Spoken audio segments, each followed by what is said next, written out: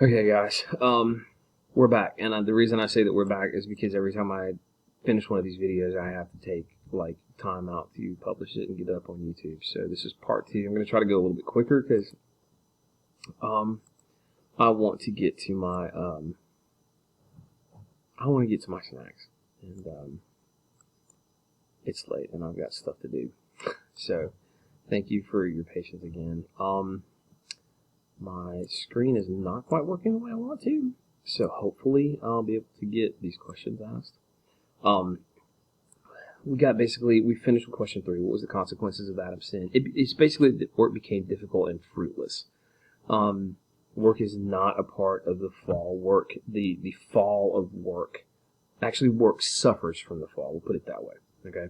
And that's why man's sinfulness is why resources are limited. Man's sinfulness is why, being able to advance technologically has a negative impact on the environment, and through the need to steward the environment, we have to make, not really necessarily more technological advances, but you have to use ingenuity. You have to be smart about how you use things. And so that's why we study economics.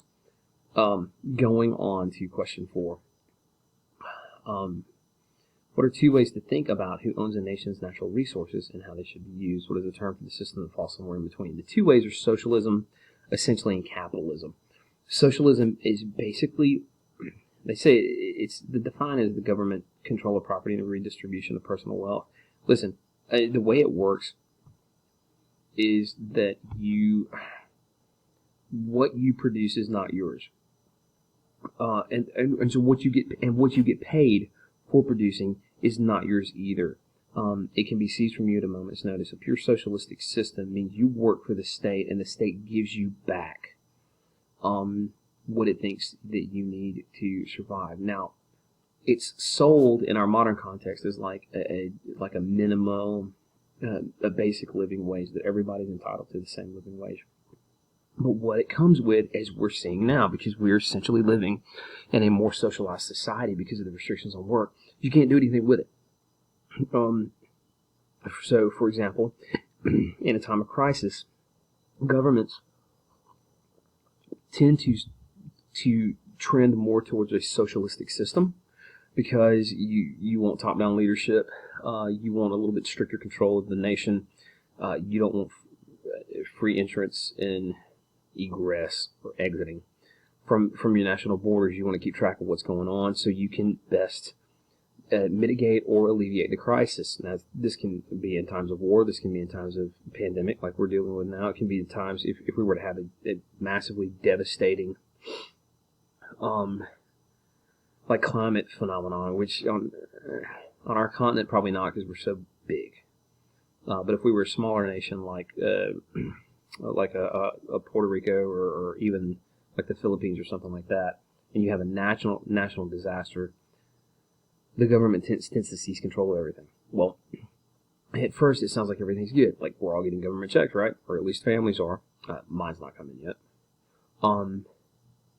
But when that happens, or small businesses are getting loans.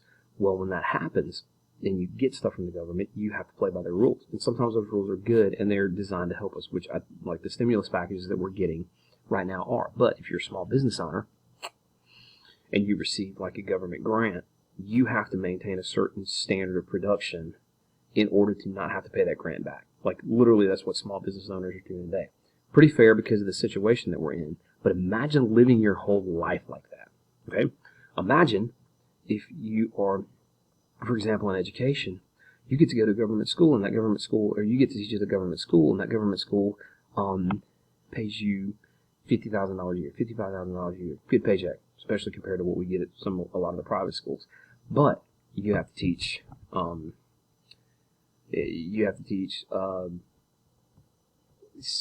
social constructs that carry an LGBTQ agenda. You have to teach social constructs that promote certain ideologies.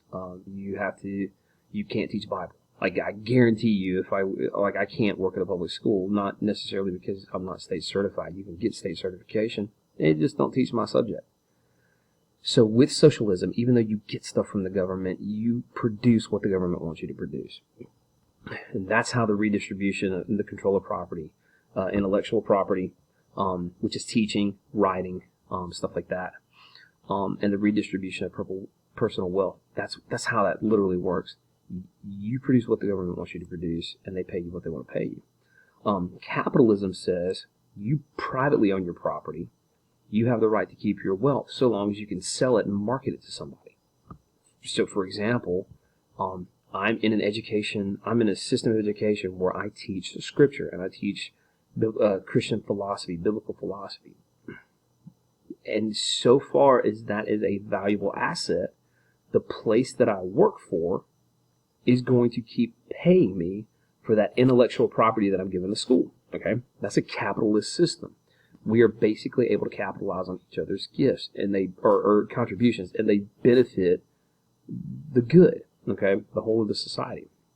So in a free economic system, if you can find somebody that will pay for your services, you can sell those services, make whatever money you want off of it. If it's good, or if there's enough people who will buy it, even if it's bad, like a lot of the music y'all listen to, then go and do it. It's a free country. Now, there's a third way, and really this is probably more the American way. There's interventional interventionism. We live in a free market economy, but we also have laws in place that protect workers from unfair wages. So, like, even though the national minimum wage has been raised to $15 an hour, or like in most places, technically it's illegal, and we consider it wrong for somebody to hire you to do a job for $3 an hour.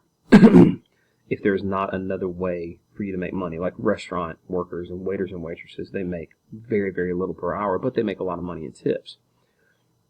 So it would be wrong for we consider it wrong and unfair for a business to pay, say, a 15-year-old $3 or $4 an hour to work 12 hours a day in a sweatshop with no air conditioning or something like that, sewing shoes together. Now that happens in other countries, and unfortunately, I think a lot of us buy those products. But the state influences the economy in that sense, as we don't allow certain types of things to be made and to be sold and traded that would harm other people. So we're not a complete, like a libertarian free market capitalistic system. There is some intervention taking place. And I think most of us would agree and feel pretty comfortable with that happening. So that's interventionism. Okay, this is really interesting because a lot of Christians are, and unfortunately, I think they're like a little bit older than you guys, a little bit younger than me, and especially some of the Reform crowd. They're jumping on this kind of socialist bandwagon. And I think a lot of people really misunderstand what the book of Acts is talking about. When they talk about the Christians shared everything and everybody that nobody went without, that's a great, like, some people mistake that, like, that's a utopian society. That's such a great thing to strive for. And it is, if it is being done by volunteers out of a generosity of their heart that's prompted by the Holy Spirit. The three conclusions that we can surmise from the Acts passage: the actions of the early church were not forced by the government. They were completely voluntary. You want a good example of that in our context. It's not necessarily by somebody of the church, but LeBron James has opened a public school, and he's dumped millions of dollars of money into it. Now the government's come along and partnered with him. That's okay. But that school is beautiful. It's excellent, and it is so far it's been run well. That's what happens when private entrepreneurs give back to the community. We're all for that. The church is the same way. When churches run food banks, Salvation Army, Red Cross, Samaritan's Purse is a great example. There's people who are now actively working in New York and have Samaritan's Purse has been running for about 50 years. They actively go to every disaster area and make it 100 times better. They really do. They're a fantastic organization. That's when you see what free enterprise at its best is capable of. You see people giving back to the community. So the actions of the early church were not forced. They were completely voluntary. The passage actually says that they gave of their possessions. Like, Scripture doesn't screw around with, like, pronouns and stuff like that. This was implied private property. Barnabas was able to sell his land, give it to the church. Ananias and Sapphira could have kept whatever they wanted from their proceeds, and Peter told them as much. It was the money that you placed in front of me was yours to give, but Ananias and Sapphira lied to the Holy Spirit, so they died. There's another positive miracle in the Scripture that doesn't necessarily work out for people the way they think it should.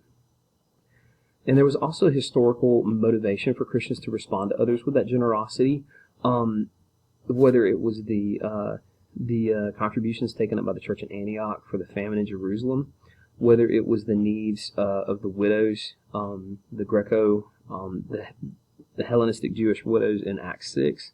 There were motivations that prompted generosity from believers that were not government mandated. Okay, the Church of Acts is not a picture of socialism.